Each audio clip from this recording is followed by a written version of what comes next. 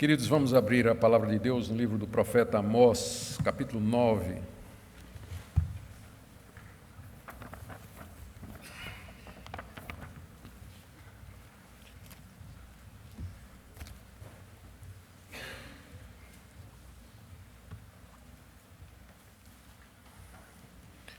E nós vamos ler do verso 7 até o verso 10.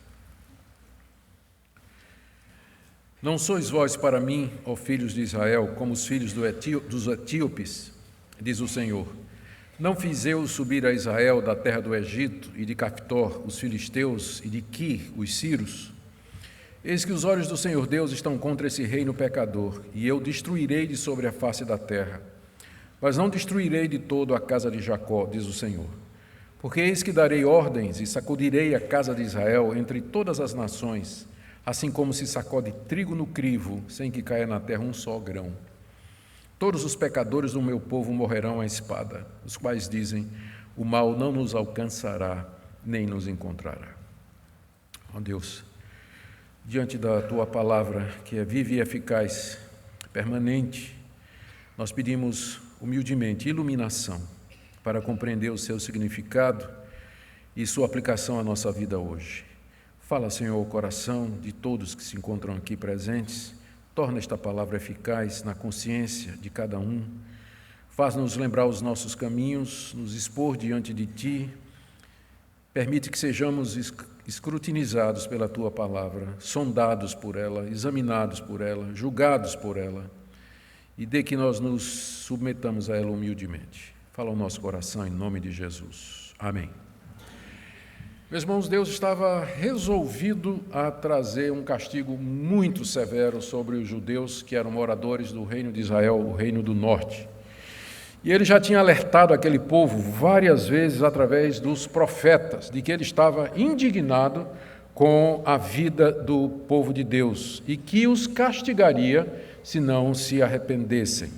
Moisés era mais um desses profetas que Deus havia enviado. Antes de Moisés, provavelmente Joel, com certeza Jonas, Elias e Eliseu já tinham trazido ao reino do norte essa indignação que Deus sentia pela maneira de viver do seu povo. A mensagem de Amós, portanto, é uma mensagem de chamada ao arrependimento, chamando o povo da aliança a voltar aos termos da aliança. É chamar o povo da aliança a se arrepender dos seus pecados sociais, que eram muitos, e dos pecados religiosos também, como, por exemplo, os santuários que eles tinham erigido no Reino do Norte, com bezerros de ouro e também outros ídolos, onde sacerdotes ilegítimos ofereciam sacrifícios de animais, santuários que eram cheios e lotados de judeus durante as festas religiosas e sábados. Além disso, havia também o problema da injustiça social e da opressão contra os pobres, da exploração feita pelos comerciantes e governantes corruptos e desonestos, e também uma denúncia daquela vida de luxo e de ócio que vivia a classe nobre e dominante de Israel, insensíveis para com os órfãos e viúvas. Por tudo isso, Deus estava indignado com o seu povo, com a nação de Israel. Por isso, agora, Amós profetiza a chegada do castigo. O castigo virá na forma da invasão daquela terra que Deus havia dado aos judeus, de uma potência estrangeira, que não somente haveria de se apossar daquela terra, mas haveria de destruir os ídolos e os santuários, matar os sacerdotes, aniquilar a linhagem real, os nobres e ricos que sobrassem seriam escravizados, as cidades, palácios e mansões das quais eles se gloriavam seriam arrasados e os que não morressem na invasão seriam levados como escravos para a Síria, para a Babilônia e para os povos da região da Média e da Pérsia. Deus havia, nesse sentido, já dado através de Amós vários oráculos contra isso ou sobre isso. Os que têm acompanhado as mensagens em Amós lembram que desde o capítulo 1, Amós vem anunciando arrependimento e o juízo em caso de não arrependimento. Depois de vários oráculos, onde as causas do juízo são ditas, Deus dá a Amós 5 visões, que é a segunda parte do livro de Amós que nós estamos terminando. A visão dos gafanhotos, a visão do fogo, a visão do prumo, a visão do cesto de frutas maduras, e na última visão, que foi exatamente a mensagem anterior, Deus aparece ao lado do altar no templo de Betel, ordenando a destruição do templo e a morte de todos os que ali se encontravam. Nessa última mensagem, Amós anuncia mais uma vez o juízo de Deus, e nós podemos tirar vários princípios de como Deus age em juízo. Nós vimos dois na mensagem anterior. Primeiro, Deus vai destruir toda imitação da verdadeira religião, que era exatamente o que estava acontecendo em Israel. O que se fazia lá não era aquela religião verdadeira que Deus havia dado a Moisés, mas era uma imitação feita pelo rei Jeroboão e todos aqueles que o seguiram. E o segundo princípio é: não tem como fugir de Deus. Se você cavar um buraco até o inferno, palavras literais de Amós, Deus vai lhe buscar lá. Se você subir ao céu, Deus vai fazer você descer. Se você for para o monte, para o mar, onde você for, Deus haverá de lhe encontrar. Foram estes princípios que nós aprendemos na última mensagem a respeito do juízo de Deus, que refletem não só aquilo que Deus faz hoje com os ímpios, os pecadores, os impenitentes, os rebeldes, aqueles que se voltam contra Deus, mas o que ele fará também no dia do juízo, quando finalmente a sua ira for derramada plenamente. Hoje eu quero ver mais 4 princípios relacionados ao juízo de Deus e que estão aqui nesses versículos que nós acabamos de ler. O primeiro deles está no verso 7, quando Deus diz assim: não sois vós para mim, ó filhos de Israel, como os filhos dos etíopes, diz o Senhor. Não fiz eu subir a Israel da terra do Egito, e de Caftor os filisteus, e de Quiro os sírios? Com essas duas perguntas retóricas, cuja resposta é sim, Deus está dizendo que uma vida em pecado anula os privilégios espirituais. Uma vida em pecado anula os privilégios espirituais. Os judeus se julgavam isentos do castigo de Deus, porque Deus os havia escolhido como povo de entre todas as demais nações da terra, o que era um fato. E já vimos esse ponto nas mensagens anteriores. O problema é que a nação de Israel achava que, pelo fato de ter sido escolhida por Deus de entre as demais nações da terra, isso dava uma certa isenção e impunidade para que eles pudessem viver uma vida dissoluta, uma vida errada, sem serem castigados por Deus. E isso é o que a gente tem chamado teologia do Reino do Norte. A teologia do Reino do Norte. Privilégios implicam em impunidade. Deus me escolheu, logo eu posso viver à vontade. Deus me elegeu, eu posso pecar do jeito que eu quiser, porque uma vez salvo, salvo para sempre. Eu sou eleito, sou predestinado, fui escolhido por Deus, posso viver de qualquer maneira. Então, isso é o que a gente tem chamado de teologia do Reino do Norte, porque é uma religião falsa. Ela é uma teologia falsa, ela é uma imitação da verdadeira religião e do verdadeiro cristianismo. Os judeus diziam mais ou menos isso: Deus é conosco porque Ele nos tirou da terra do Egito, debaixo de Moisés, o Êxodo famoso. E Deus é conosco porque Ele nos escolheu de entre as nações. Deus é conosco porque fez uma aliança e nos deu a sua lei através de Moisés. Deus é conosco porque nós estamos indo bem financeiramente e economicamente. E, de fato, na época de Amós, o Reino do Norte prosperava debaixo da administração esperta de Jeroboão II. Deus é conosco pelas vitórias militares que temos. De fato, Jeroboão II era um estrategista brilhante, tinha tido algumas vitórias em guerras locais contra povos vizinhos. Deus é conosco porque o seu santuário está aqui em Betel. Por isso, não é de admirar a reação dos judeus quando Amós chegou dizendo: Deus vai quebrar tudo isso, vocês vão embora dessa terra, vocês vão ser invadidos por uma nação estrangeira. Deus vai fazer cair sobre vocês a ira dele e o castigo dele. A reação do povo foi: isso nunca vai acontecer, Amós, porque Deus está conosco. Capítulo 5, verso 14. Buscai o bem e não o mal, para que vivais, e assim o Senhor dos Exércitos, estará convosco, como dizeis. Vocês é que estão dizendo que o Senhor dos Exércitos está com vocês, mas então procurem o bem e não o mal.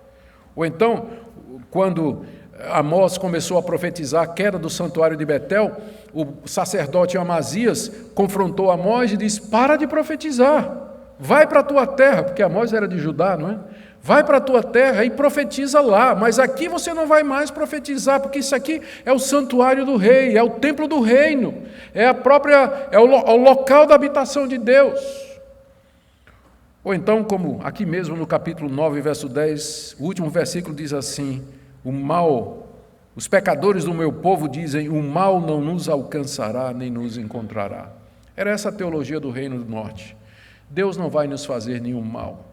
Nada de grave vai nos acontecer, nenhuma catástrofe vai chegar até nós, nenhum castigo vai nos alcançar, porque nós somos o povo de Deus, porque Deus nos deu todos esses privilégios. Amós já tinha avisado aos judeus de que, na verdade, a eleição e a escolha implicava em deveres. Capítulo 3, verso 1, ouvi a palavra que o Senhor fala contra vós outros, filhos de Israel, contra toda a família que ele fez subir da terra do Egito, dizendo, olha só, de todas as famílias da terra, somente a vós outros os escolhi, portanto, eu vos punirei por todas as vossas iniquidades. O fato de que eu escolhi vocês significa que eu vou ter que punir vocês por todas as suas iniquidades, porque vocês levam o meu nome. Ou seja, eleição e escolha não implica impunidade. Ao contrário, nos coloca ainda mais debaixo do juízo de Deus.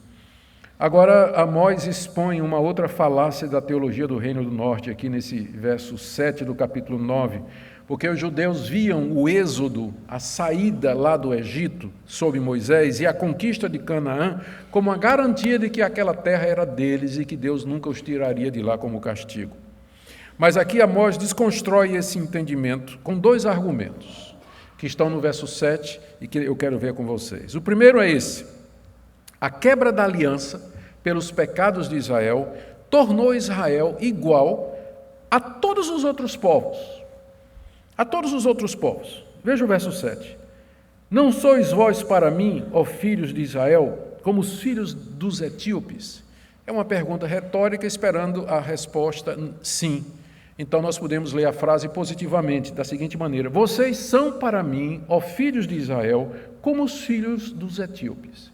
Os etíopes era a tribo que morava mais longe de Israel, morava depois da segunda catarata do rio Nilo, África abaixo.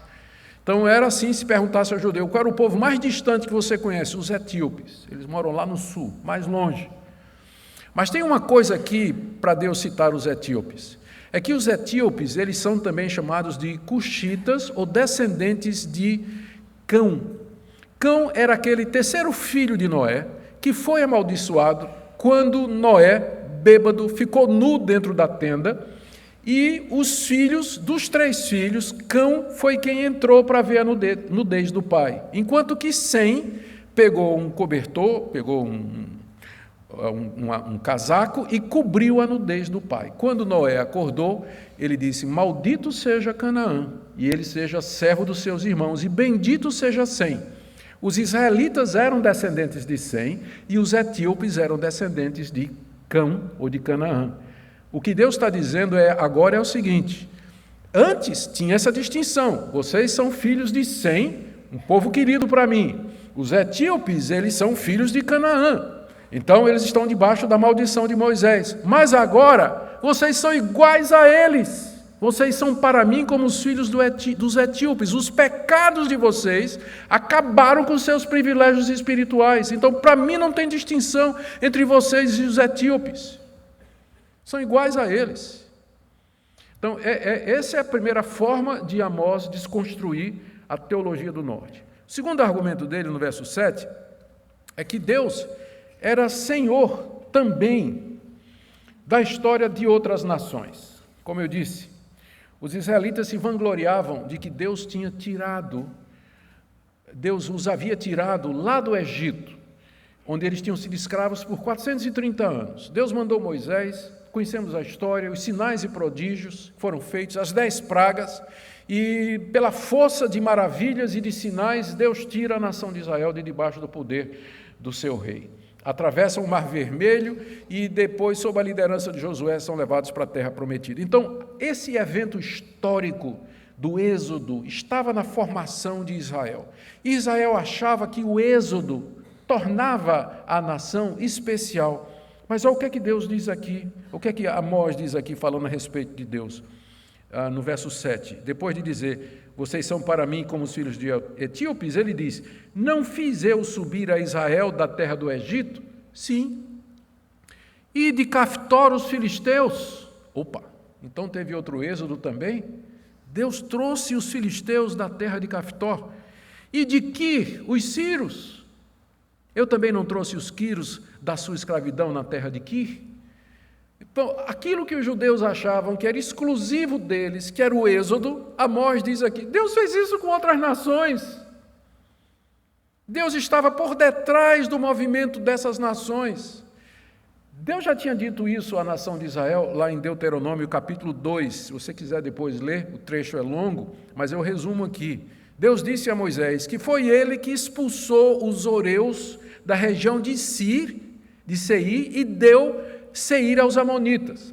Foi Deus quem expulsou os emins da região de Ar e deu aos moabitas. Foi Deus que expulsou os anzumins, se você está procurando nome para o seu filho, está aqui.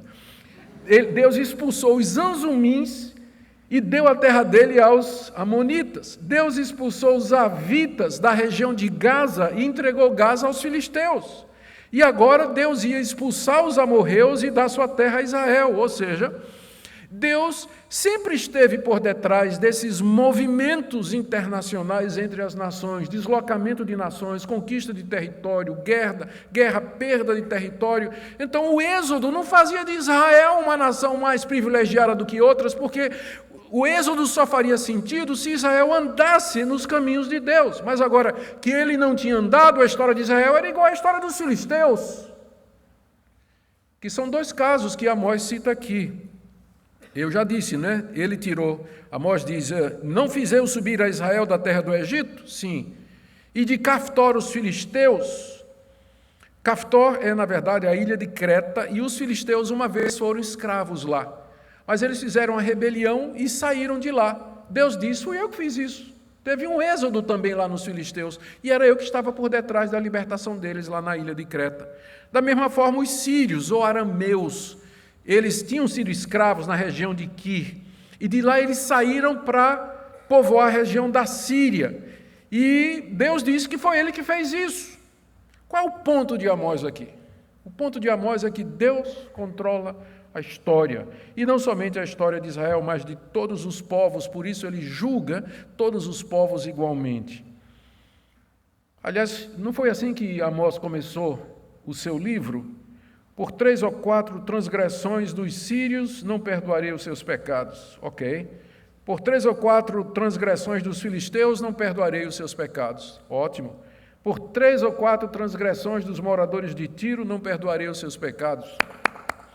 Por 3 ou 4 transgressões dos edomitas, dos amonitas e dos moabitas não perdoarei os seus pecados. Os judeus aplaudiram de pé e Deus diz, da mesma forma, por 3 ou 4 transgressões de Israel, eu não perdoarei o seu pecado. O livro de Amós começa dizendo isso, Deus vai tratar Israel exatamente como vai tratar as outras nações, porque privilégios espirituais, eles têm que ser mantidos.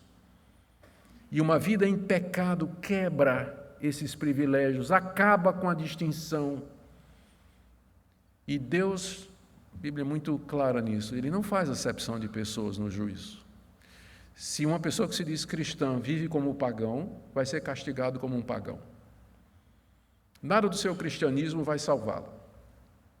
Se ele viver como um pagão, vai receber o tratamento de pagão. Se ele vive como hipócrita, ele vai receber o tratamento de um hipócrita. É exatamente assim. Portanto, os judeus não deveriam ver o êxodo como sinal de que Deus os trataria diferente das outras nações, uma vez que eles quebraram a aliança com o Senhor. Veja como Deus se refere a eles no verso 8, meus olhos estão contra esse reino pecador. O reino de Israel não era mais o reino da aliança, mas esse reino pecador. É assim que Deus olha para a nação de Israel. Então esse é meu primeiro ponto aqui nessa noite, que uma vida em pecado, ela quebra, ela encerra, ela termina os privilégios espirituais que um dia talvez você pensou que você podia ter. O segundo ponto é que, apesar de nós, Deus preserva uma descendência para si. Verso 8. Eis que os olhos do Senhor Deus estão contra esse reino pecador, e eu destruirei de sobre a face da terra, mas não destruirei de todo a casa de Jacó, diz o Senhor. Nessa declaração, a gente percebe aqui que Deus está decidido mesmo a destruir a nação de Israel. Os olhos do Senhor Deus estão contra esse reino pecador, não para fazer o bem. Os olhos de Deus estão sobre o seu povo, sempre para fazer o bem, de acordo com a Bíblia. Mas dessa feita, os olhos de Deus estão para fazer o mal, ou seja, Deus está olhando atentamente e aguardando a oportunidade certa em que Ele vai trazer o mal e o castigo contra a nação de Israel. E com esses olhos Deus olhava e tudo que Ele via era um reino pecador. Apesar dos santuários, apesar de Betel, Gilgal, Berseba, apesar dos sacrifícios, apesar dos sacerdotes, dos templos lotados, de todas aquelas ofertas que os judeus traziam, Deus olhava e via apenas um reino pecador, um reino manchado pelas todas aquelas iniquidades que nós já mencionamos, um reino que tinha quebrado a aliança.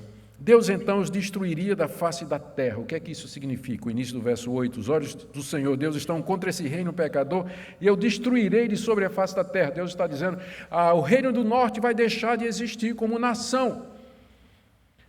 Israel vai deixar de existir como nação. E de fato aconteceu. Os assírios viriam não muito tempo depois das profecias de Amós, e eles tomariam a nação de Israel e levariam os cativos, os que não mataram, e repovoariam o reino do norte com pessoas trazidas lá da Síria, da Mesopotâmia, da região dos Medos e Persas também, criando uma nova raça no lugar, como era a estratégia militar daquela época. Então Israel deixou realmente de existir como nação naquele período.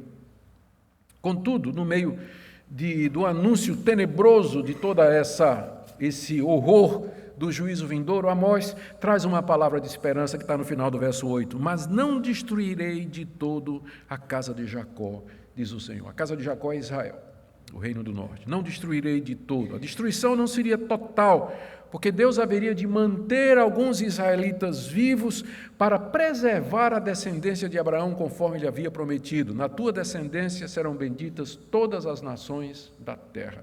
Por causa do seu amor a Abraão, a Isaque e Jacó, por conta da sua aliança e da sua promessa, ainda que Israel quebrou a aliança da parte dele, a fidelidade de Deus manteria alguns israelitas vivos para cumprir o que ele tinha prometido a Abraão. E é o que é dito aqui como um raio de esperança. Aliás, Amós já tinha pedido isso, né? Amós já tinha entendido isso. Quando teve a visão dos gafanhotos que invadiam a terra e comiam tudo para matar o povo de fome, Amós intercedeu por Israel e disse, Senhor, para! Como subsistirá Jacó? Ele é pequeno. E Deus disse, está bem, isso não vai acontecer.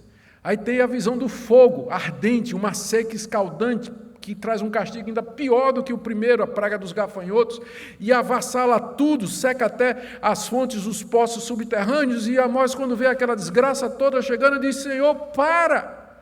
Como subsistirá Jacó? Como é que vai sobrar povo para o Senhor cumprir a sua promessa? Porque ele é pequeno, é frágil. E Deus diz, não vai acontecer. E agora, volta esse tema do remanescente que sobra, o remanescente que fica, do resto que escapa, porque na sua fidelidade Deus não deixaria que a nação toda fosse destruída, mas ele haveria de manter um povo por causa do amor que ele tinha a Abraão, Isaque e Jacó. Então essa é a segunda lição que eu queria tirar para nós. Deus, na sua ira, ele vem para realizar um castigo destruidor sobre os ímpios e os pecadores, mas o seu amor leal, a sua fidelidade, o apego dele à sua palavra faz que ele reserve para si um remanescente, um grupo que é dele, um povo que ele separa e que não vai incorrer no juízo e na destruição final por amor à sua fidelidade e à palavra que ele empenhou.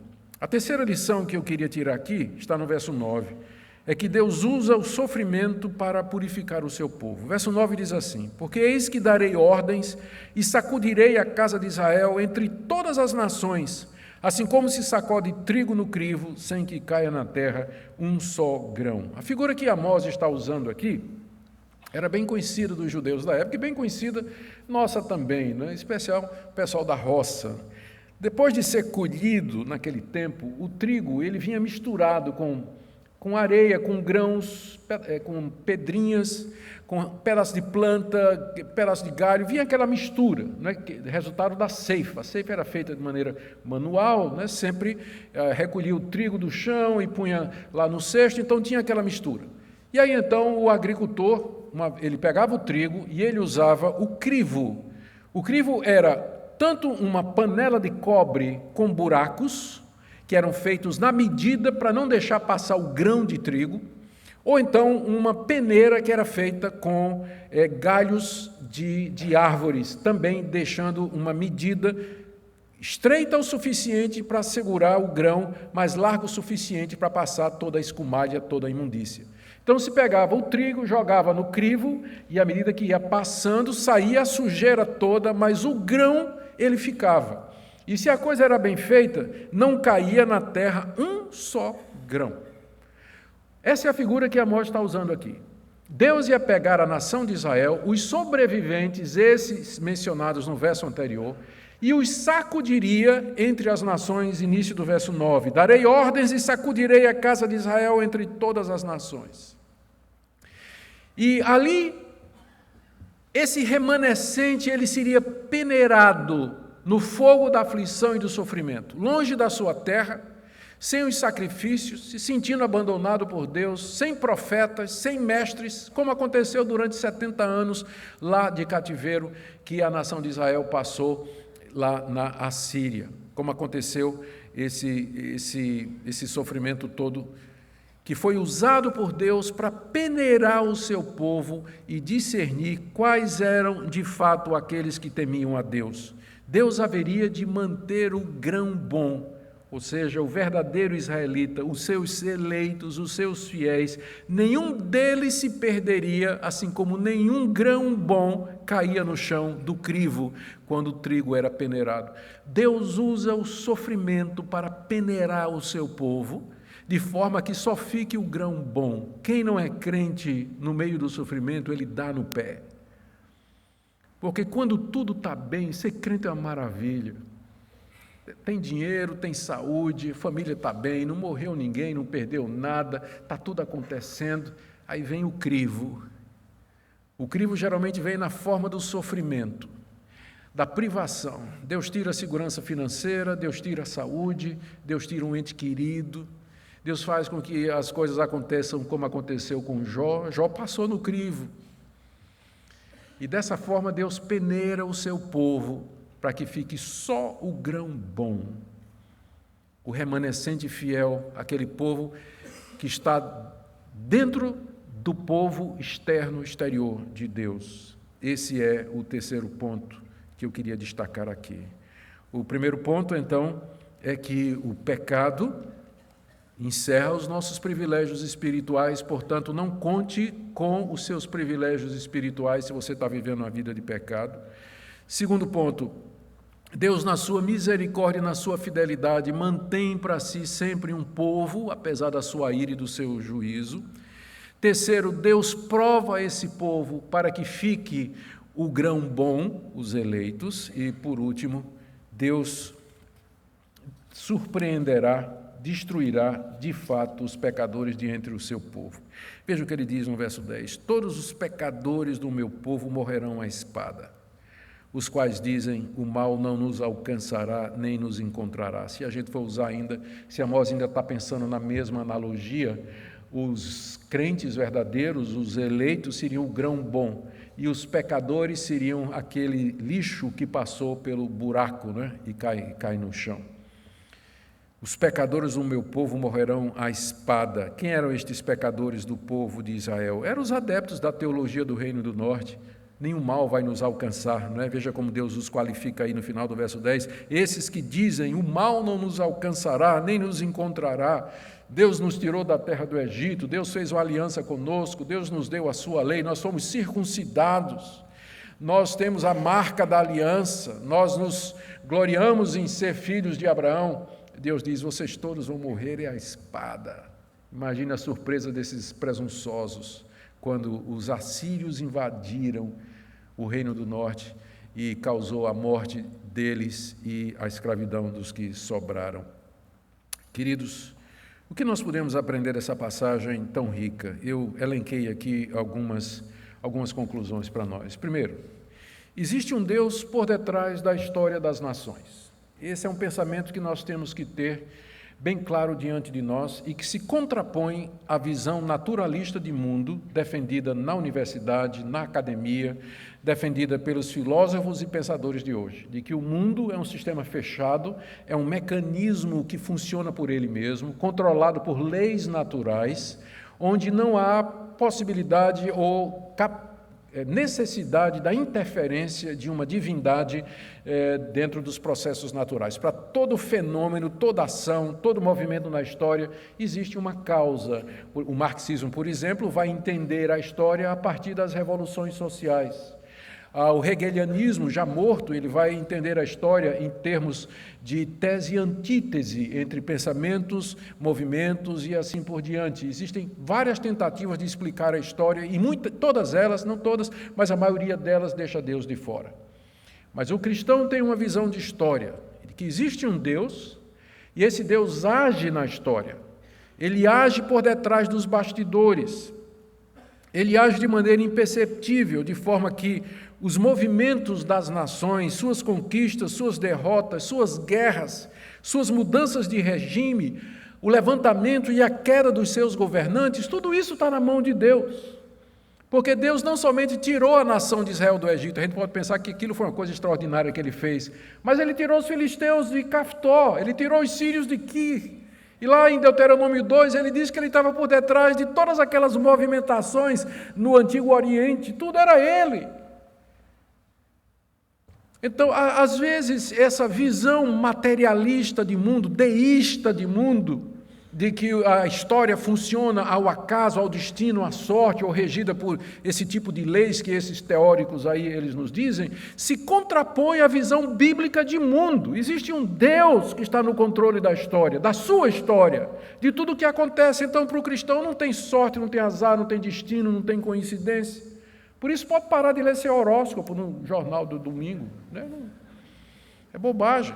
Vai contra a visão de mundo que a Bíblia nos dá. Segunda lição que a gente pode tirar dessa passagem é a respeito da veracidade da palavra de Deus.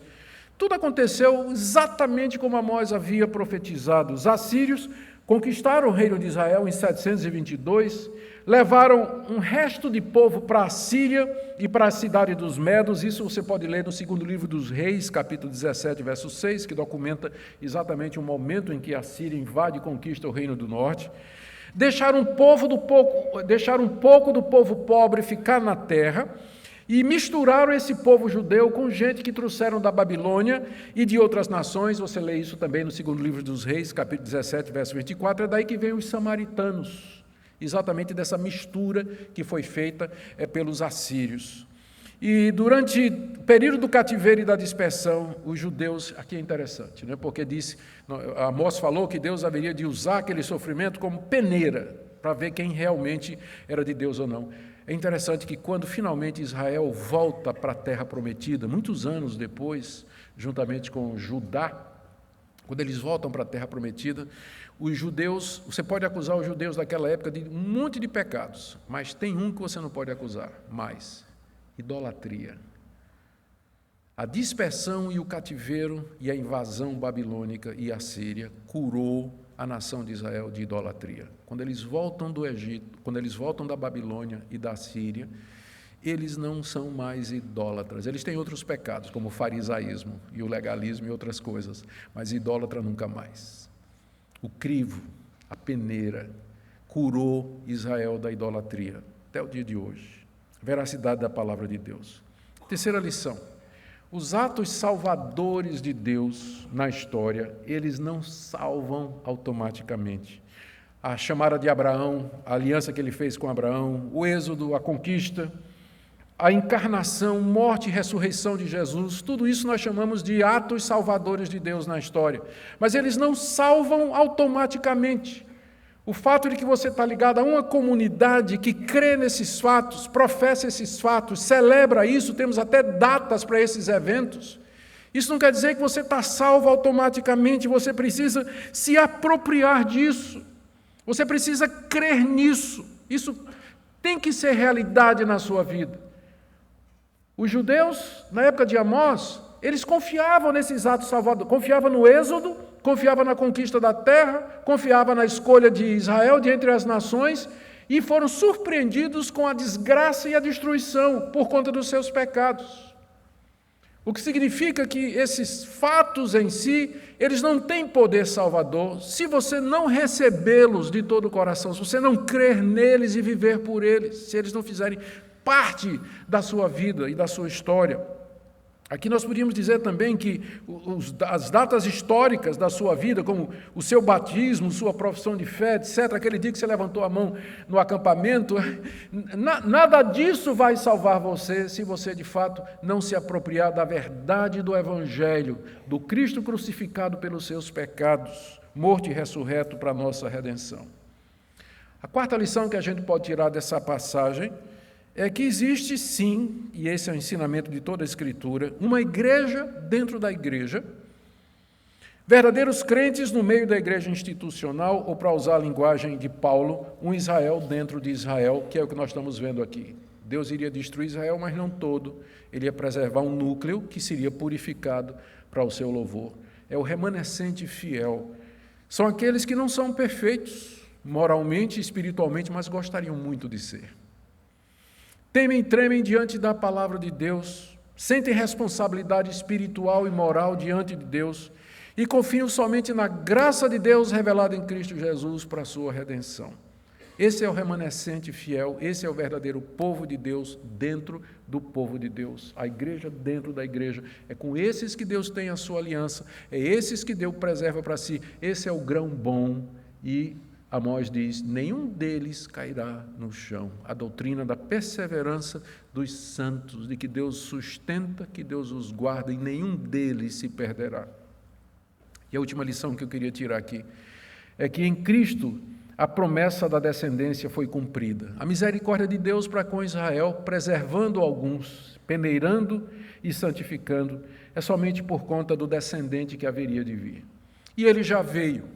Ele encarnou, se tornou um de nós, morreu na cruz pelos nossos pecados, ressuscitou ao terceiro dia e agora, dos céus à direita do trono de Deus, ele comanda o avanço do Evangelho no mundo, chamando o seu povo à sua verdadeira igreja.